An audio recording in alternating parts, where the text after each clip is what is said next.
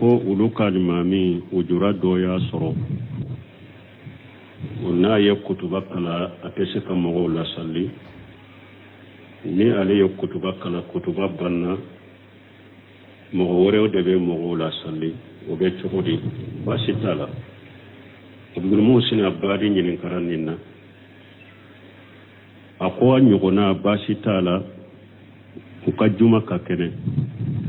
akwa bese ka ke abe mogo do soro mogo do be ale bese ka kutuba kala me qur'ana kalan chogo nyuma ala mo no yayi ale te sira qur'ana kala ka harafutile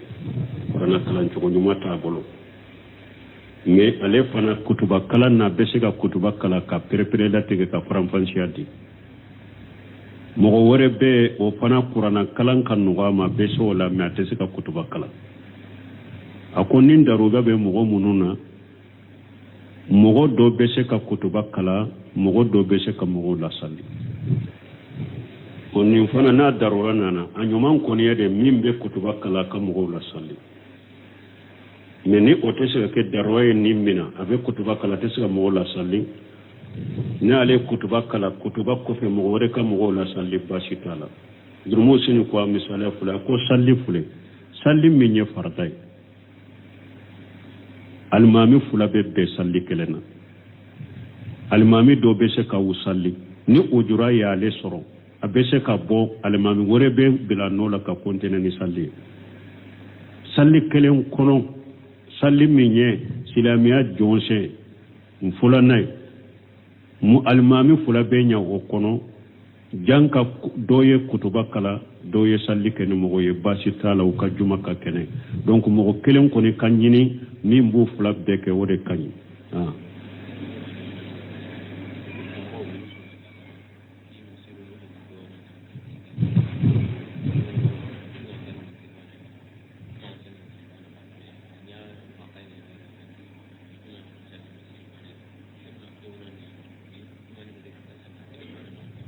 ko dugudo ko misiri fula be u ka suru ɲɔgɔn ma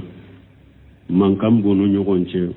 ko u ka misiri fula in to bɛɛ ka sali misiri kelen na ko bɛɛ ka sali juma kelen na min ye dugu ko ka mankan ye an t'an da dɔ la olu bɛ ɲininkaliw dɔ fɔ tɛ ka kun tigɛ tɛ o t'a bɛɛ fɔ mɔgɔ ɲuman minnu bɛ faama minnu bɛ ɲɛma minnu bɛ nin ko sugu ka lase olu de ma sababu min bɛ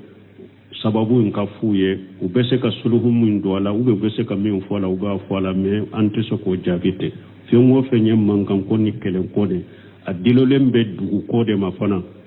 faamaw fana bɛ ɲɛmaw bɛ mɔgɔ ɲumanw bɛ dugumɔgɔw yɛrɛ bɛ jɔ sigi ka suluhu min kɛ ka karamɔgɔ minnu wale u b'o kɛ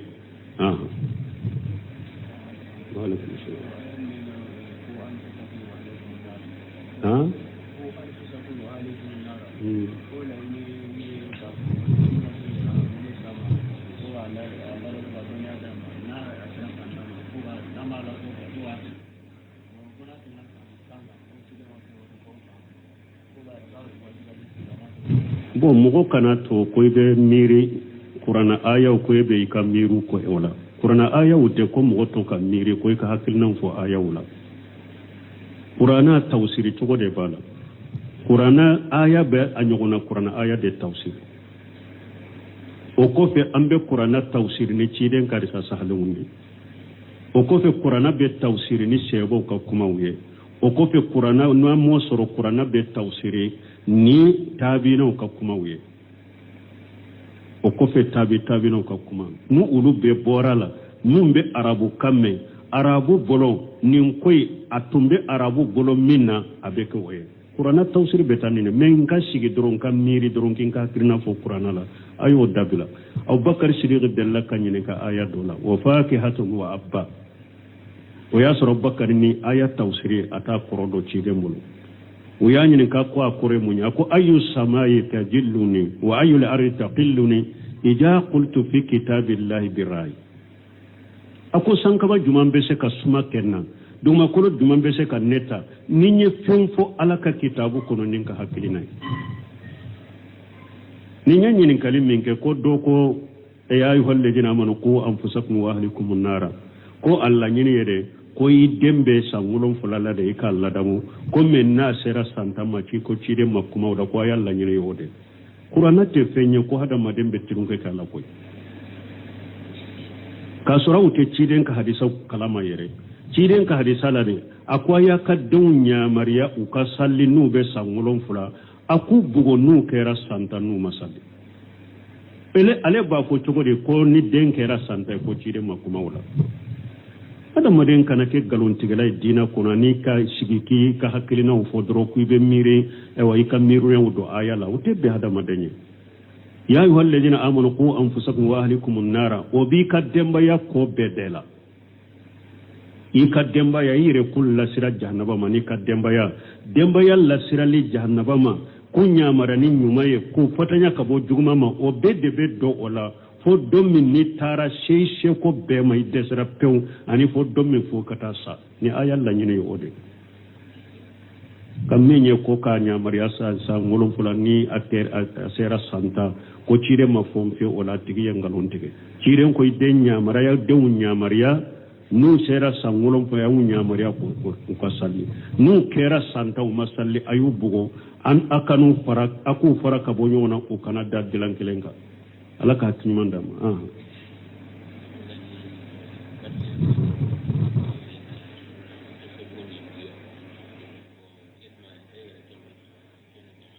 bo ko minye karte ka mo ka fara nyogon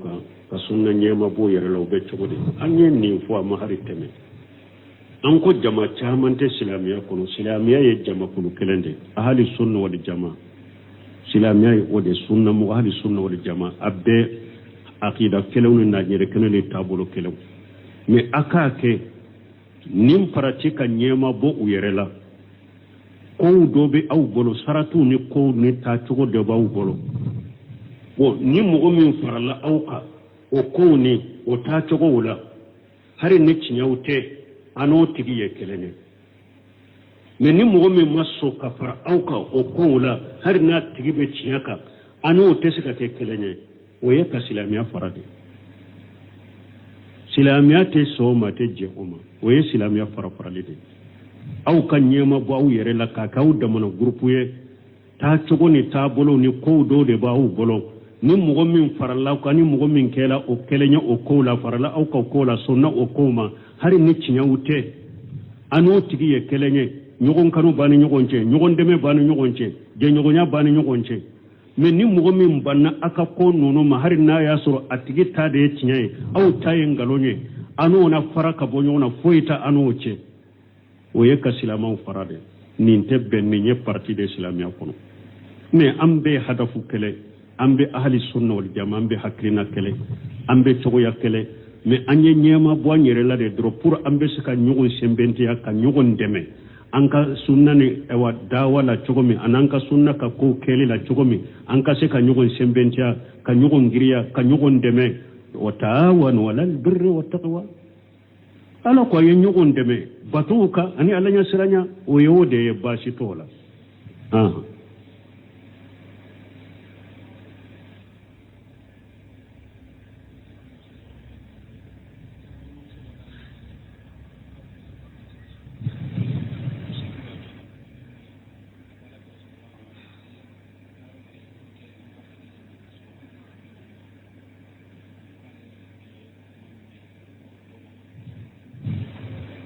ko jonte sambina ne ko alayya me do ko abe faranfanca ne ko alayya me do ma ko shi da nyamba karja to furuka surati sambina ne bo an ko ni yeminye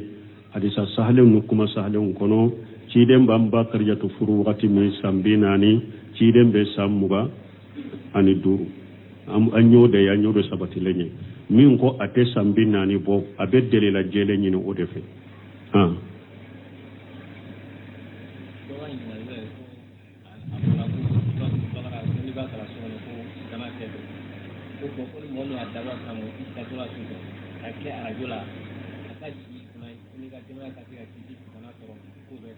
bo ko afora koni suratu bagara be kala sokono setani be boli kabo koni mo mi nya dawo kama e dato kadaka sino iye arjo bila qur'ana la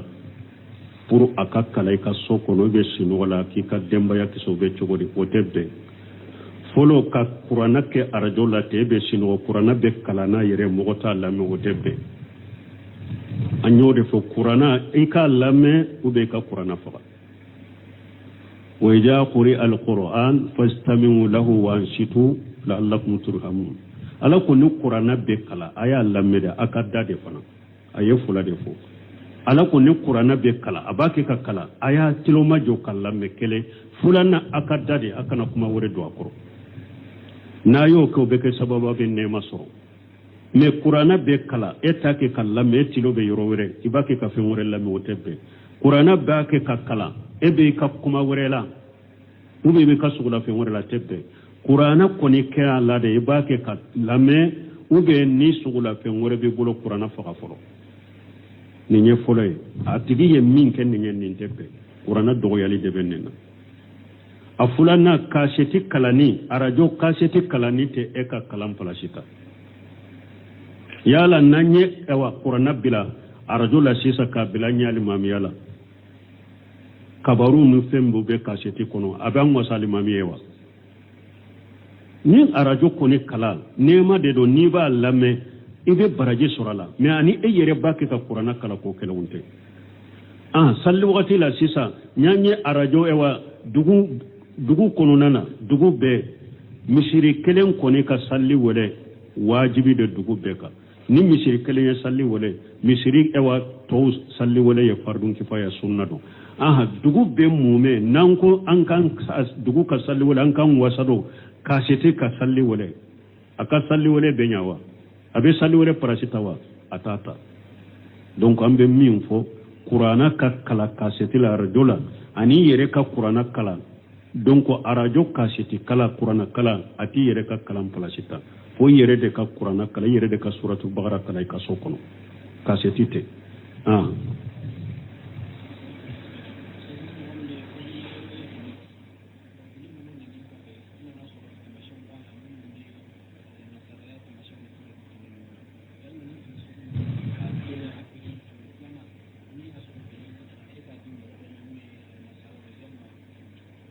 bon ko fini do ni e ye fini do sa kana i yɛrɛ ma fini nasara taamasɛw de b'o la yala o fini e b'a kɛ a ko a bɛ da i ka fɛɛrɛ ba n'a tɛ daga i ka fɛɛrɛ i b'a kɛ cogo di yala i bɛ se ka di nasara ma wa ni nasara taamasɛw b'a la komi ka kuraw n'a ɲɔgɔnna a tɛ daga i ka fɛɛrɛ a haramuyaren don nasara taamase bɛ fɛn o fɛn na a tɛ daga i ka fɛɛrɛ a haramuyara i ka fɛɛrɛ inna allahi ja harama shay'an harama samanuhu ciren ko ni ala ye fɛn o fɛn haramuya a y'a sɔngɔ haramu a tɛ daga i ka fɛɛrɛ fo ni fɛnw dɔ bɔlen do o la dɛ sariya bɛ fɛnw dɔ bɔ fali fule ale sogo haramuyalen do fari feereli haramuyara parce que nafa wɛrɛ bɛ se ka sɔrɔ ale la min tɛ sogo dun ye sinon ni fɛn o fɛn haramuyara ni baara tɛ se ka kɛ n'a ya baara fo ni haramu in tɛ i ko fɛɛrɛ a sɔngɔ ye haramu ye donc a tɛ daga i ka fɛɛrɛ kelen a filanan a tɛ daga i ka di nasara ma n'i y'a di nasara ma i donna aya kɔnɔ wala ta'awanu alal ismi wal udwan n'i y'a di nasara ma a y'a dɛmɛ junubu la i y'a dɛmɛ yaada ni ala sɔsɔ la a tɛ daga i k'a d'a ma doni kabaw ko ni mina sugu n'a y'a sɔrɔ taamansen min b'a la o bɛ se ka bɔ a la ni o bɔlen kɔfɛ mɔgɔ bɛ se k'i nafa n'a ye cogoya wɛrɛ la i b'o de kɛ ni taamansen yɔrɔ bɛ se ka bɔ a la n'a bɔra la fini in bɛ se ka mɔgɔw nafa ni cogo wɛrɛ min ye a bɛ fini kɛ o ye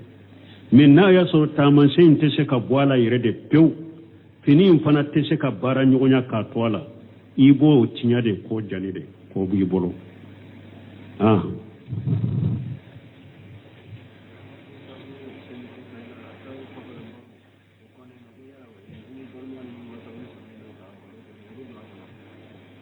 bon ko an ko safo kɔfɛ baro a fɔlen do don min an y'a jaabi an y'a fɔ ka fara kan an ko fɔ n'a y'a sɔrɔ aw bɛ dɔɔni masayilaw di ɲɔgɔn ma safo kɔfɛ i b'i ka kalandenw de kala dɔɔni masayilaw dɔ la baasi tɛ o la ou bien dunan dɔ de jiginna i la ibo ake ko de baro nyogonya doni bashi to la safo kofe ni nyemmi fo koy balima ni bange bago na ya sori bange baga mako bila kuma dola ni baro nyogonya suruma dola bashi tala ini ibalima ani ibange baga koke me akana janya de munna chire nya ko parce que ni baro janya na safo kofe ni ma da jonna ni mugo min dara ni ma da jonna ika fajiri suraka gede fajiri salli kana taki da chire nya akoni ode wala ni daruran wude do ni mbange bango ka doni baroke ube mbali ma do nani fo nu ka doni baroke ni baro jante ni ewa sube janya kauta unyana uluna nyogona ani fana kana ke wakati nu ankan ninke basito ola chire nya koni munye baroka na janya de abeta fo minimi fo inani fo dezera teta na udara fajiri wakati beseka siama fa sinogona teseka wule ka fajiri salli fo fajiri bete maula akona ni yorode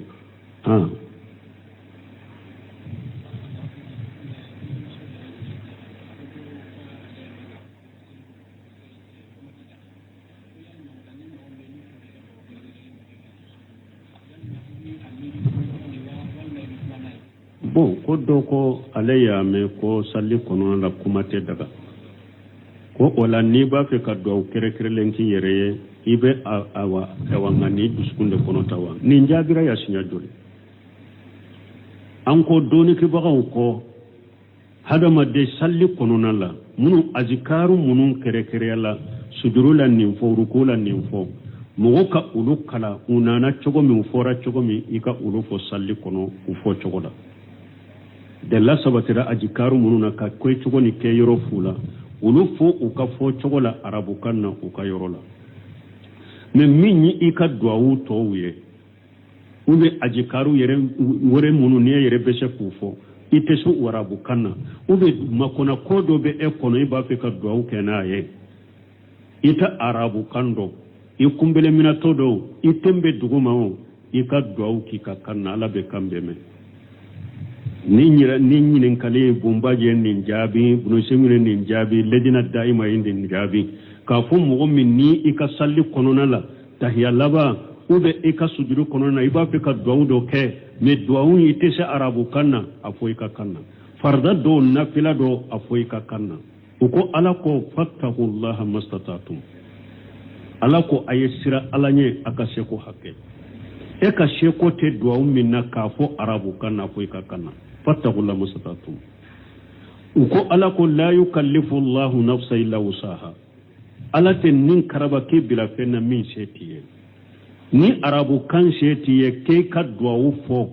arabu kaina ala ti ja ko ka fo arabu kaina ka duawu fo ka kanna kiren ko ida amartukum bi shay fatumin mastatatum kiren ko ni nyawu nyamara ni minye aya kashe ko e minye wala ayo fe e ka sheko e minye ka do min fo ka arabu kanna ka salli kono ko fo e ka sheko te do min fo la ka arabu kanna afo ka kanna ba shi ti kanna ani mogo kado fatia kalali salli la farago be oni ni tembe duguma ube sigilende duawun difference gunu nyogonje ciden ko fatia de tese ka fo kan sila ni arabu kande fatia i jole salli la fatia tese ka fo kan ngure sila ni arabu kande dona na ciden ma akon ne desera ka foi durusi qur'ana kono fatia desera ka durusi ciden ko halil wa sabbihi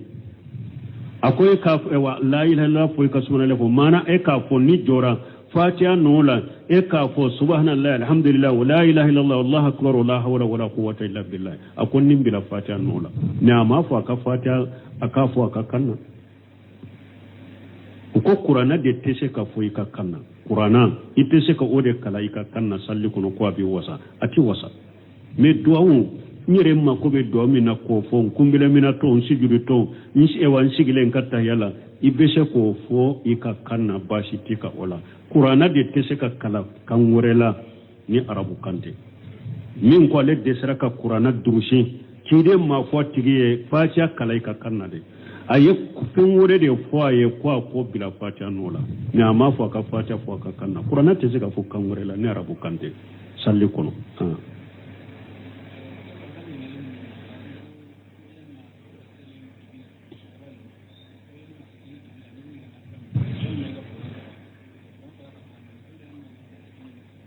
bo ko ka salli dibila ka Quran faga ka salli dibila ube ka mene juman fa samanta ka bo min kanye re dusukuma ni yere yaado ni ne e wa yele mbe yele ne mbe kala wode be ala ma fantani ala ya sarnya di man ka salli kono okay ni e yere yaado ni nya Quran faga mbe dibila wode be ala ya sarnya ni ma fantani di man ka dusukun kono ibo okay min kanye e yere ma min be ala ya sarnya do yere la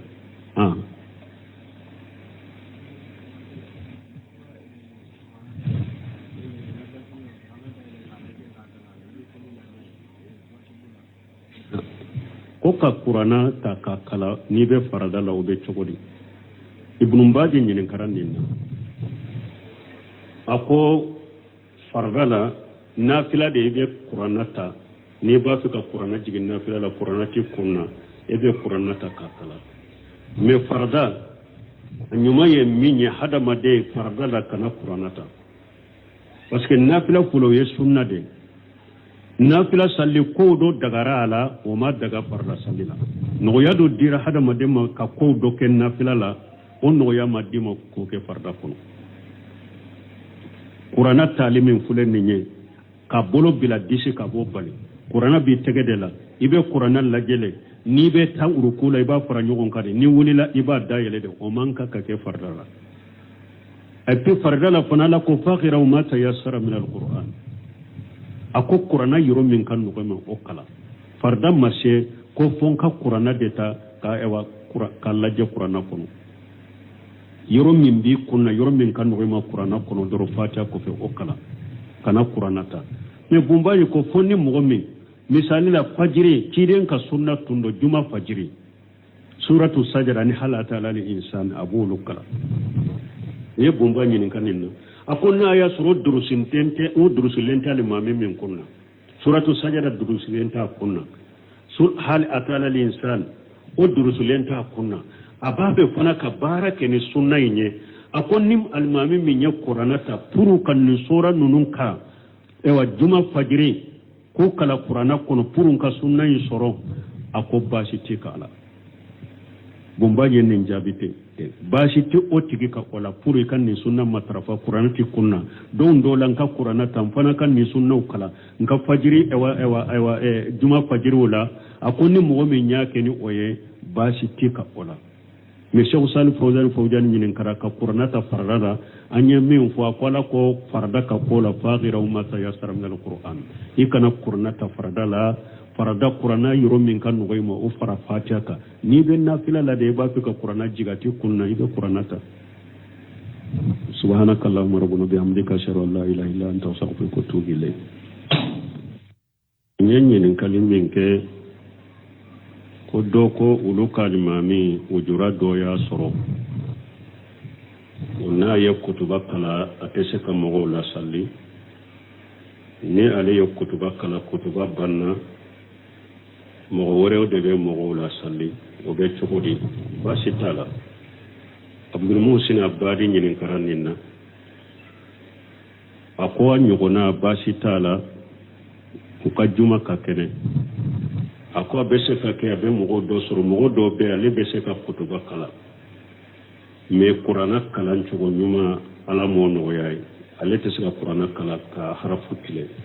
qur'ana kalan chugo nyuma ta bolo me ale fana kutuba kala na bese ka kutuba kala ka perepere la tege ka faram fansiati mogo wore be o fana qur'ana kalan kan no ma bese wala me te sika kutuba kala akonin daruga be mogo mununa mogo do bese ka kutuba kala mogo do bese ka mogo la salli onni fana na darura nana anyuman koniya de mimbe kutuba kala ka mogo la salli meni otese ka darura ni mina abe kutuba kala tese ka mogo la salli ne ale kutuba kala kutuba ko fe mogo re ka mogo la salli basitala durmu sini ko misala fula ko salli fule salli minye farday almami fula be salli kelena almami do be se ka usalli ni ujura ya ale soro abese ka bo almami wore be bila nola ka kontene ni salli kelen kono salli minye silamiya jonse mfula nay mu almami fula be nya o kono janka doye kutuba kala doye salli kene mogo ye basi tala ka juma ka kene donc mogo kelen ko ni kanyini min bu flap de ke wode kanyi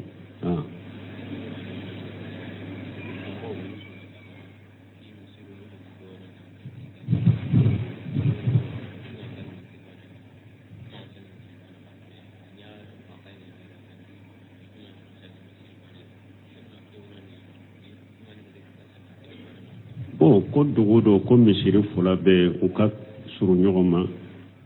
mankan b'u ni ɲɔgɔn cɛ ko u ka misiri fula in to bɛɛ ka sali misiri kelen na ko bɛɛ ka sali juma kelen na min ye dugu ko ka mankan ye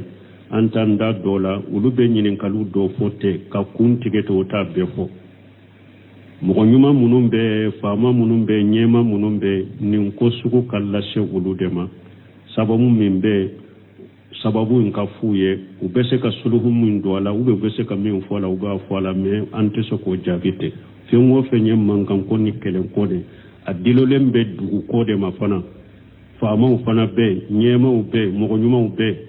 dugumɔgɔw yɛrɛ bɛ jɔ sigi ka suluhu min kɛ ka karamɔgɔ minnu wele u b'o kɛ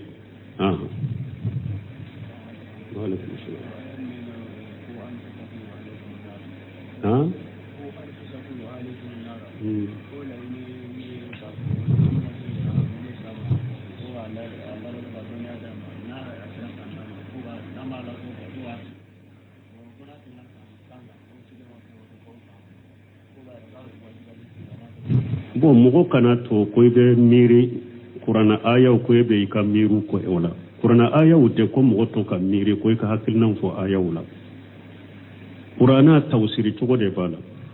kuranna aya bɛ a ɲɔgɔnna kuranna aya de tawsiri o kɔfɛ an bɛ kuranna tawsiri ni ciden karisa sahalenw ye o kɔfɛ kuranna bɛ tawsiri ni sɛbɛw ka kumaw ye o kɔfɛ kuranna n'an m'o sɔrɔ kuranna bɛ tawsiri ni taabinaw ka kumaw ye o kɔfɛ taabinaw ka kuma n'u olu bɛɛ bɔra la mun bɛ arabu kan mɛn arabu bolo nin ko a tun bɛ arabu bolo min na a bɛ kɛ o ye kuranna tawsiri bɛ taa nin de mais n ka sigi dɔrɔn ka miiri dɔrɔn k'i ka hakilina fɔ kuranna la a y'o dabila Abubakar Sidiq delila ka ɲininka aya dɔ la wa fakihatun wa abba o y'a sɔrɔ Abubakar ni aya tawsiri a t'a kɔrɔ dɔ ciden bolo o y'a ɲininka ko a kɔrɔ ye mun ye a ko ayu samayi tajilluni wa ayu al-ardi taqilluni idha qultu fi kitabillahi birra'i a ko sankaba juman bɛ se ka suma kɛ n na dugumakolo juman bɛ se ka ne ta ni n ye fɛn fɔ ala ka kitabu kɔnɔ ni n ka hakilina ye ni n ye ɲininkali min kɛ ko dɔ ko ya ayyuhal ladina amanu qu anfusakum wa ahlikum an-nara ko Allah ɲini yɛrɛ ko i den bɛ san 7 la de i ka ladamu ko mɛ n'a sera san 10 ma k'i ko ciden ma kuma o la ko a y'a laɲini y'o de kuranna tɛ fɛn ye ko hadamaden bɛ tirunkɛ kɛ a la koyi k'a sɔrɔ u tɛ ciden ka hadisa kalama yɛrɛ ciden ka hadisa la de a ko a y'a ka denw yamariya u ka sali n'u bɛ san 7 a k'u bugo n'u kɛra san 10 n'u ma sali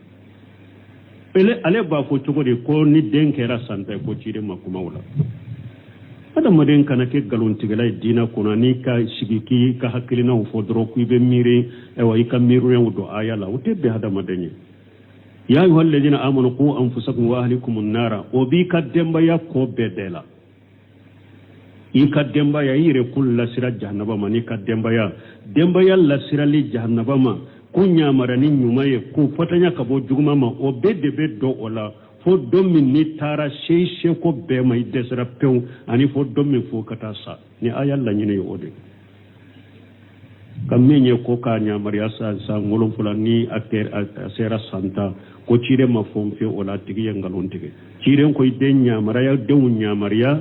n'u sera san 7 y'u ɲamariya k'u ka sali n'u kɛra san 10 u ma sali a y'u bugo a k'u fara ka bɔ ɲɔgɔn na u kana da dilan kelen kan ala ka ɲuman d'a ma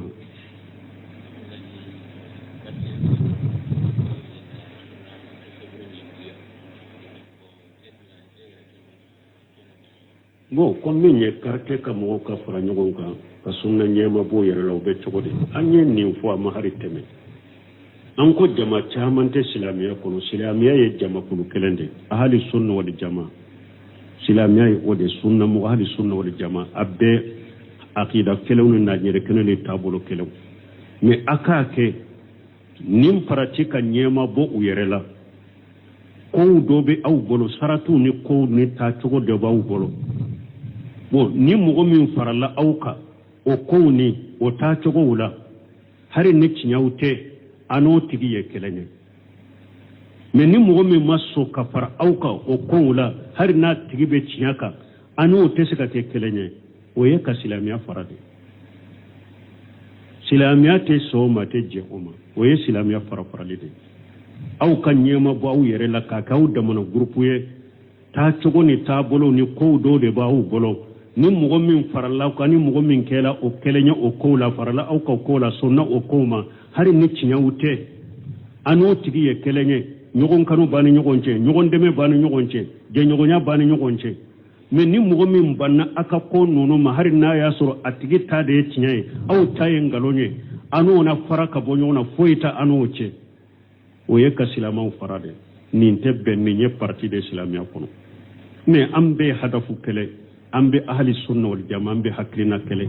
ambe chogoya kele mais anye nyema bo nyere la de dro pour ambe saka nyugo sembenti ya ka nyugo ndeme anka sunna ni ewa dawala chogomi ananka sunna ka ko kele la chogomi anka se ka nyugo sembenti ya ka nyugo ngiriya ka nyugo ndeme wa ta'awanu walal birri wat taqwa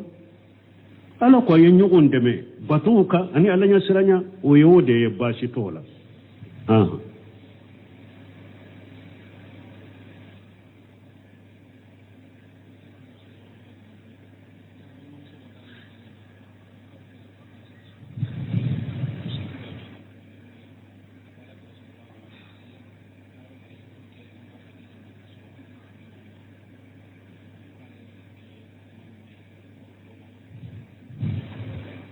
ko jonte sambina ne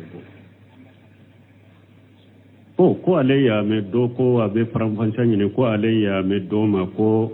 shi da nyamba karja to furuka surati sambina ne bo an ko ni yeminye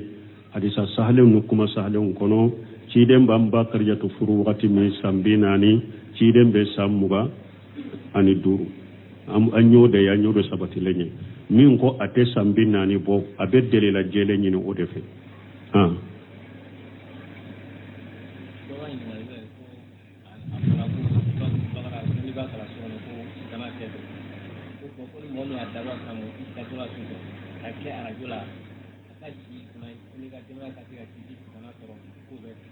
bo ko afora koni suratu bagara be kala so kono shetani be boli kabo koni mo min ya dawo kama e dato kadaka sino iye arjo bila qur'ana la pour akakala ka so kono be sino la ki ka demba ya kiso be chogodi potebe folo ka qur'ana ke arjo la tebe sino qur'ana be kala na yere mo ta la me otebe anyode fo qur'ana ika lame ube ka qur'ana fa wa ja quri alquran fastami'u lahu wa ansitu la'allakum turhamun ala ko ni qur'ana be kala aya lame da akadda de fana aye fula de fo ala ko ni qur'ana be kala abake ka kala aya tiloma jo kala me kele fulana akadda de akana kuma wore do akoro na yo ko be ke sababu be ne masoro me qur'ana be kala eta ke kala me tilo be yoro wore ibake ka fe wore la me wotebe qur'ana ba ke ka kala ebe ka kuma wore la ube be ka sugula fe wore la tebe qur'ana ko ni ke ala de ibake ka lame ube ni sugula fe wore be bolo qur'ana fa folo ni nye folo e atigi ye min ken ni nye tebe qur'ana dogo yali de benena afulana kaseti kalani arajo kaseti kalani te eka kalam palashita yala nanye ewa qur'ana bila arajo la sisa ka bila nyali mamiyala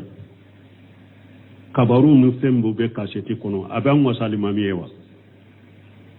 ni arajo koni kala nema de do ni ba lame ibe baraje surala me ani eyere baki ka qur'ana kala ko kelawunte salli wakati la sisa nyanye arajo ewa dugu kono nana dugu be misiri kelen koni ka salli wole wajibi de dugu be ka ni misiri kelen ya salli wole misiri ewa to salli wole ya fardun kifaya sunna do aha dugu be mume nan ko an kan dugu ka salli wala an kan wasado ka sete ka salli wala aka salli wala be nyawa abe salli wala parasitawa atata donc ambe min fo qur'ana ka kala ka sete la rajola ani yere ka qur'ana kala donc arajo ka sete kala qur'ana kala ati yere ka kala parasita fo yere de ka qur'ana kala yere de ka suratul baqara kala ka sokono ka sete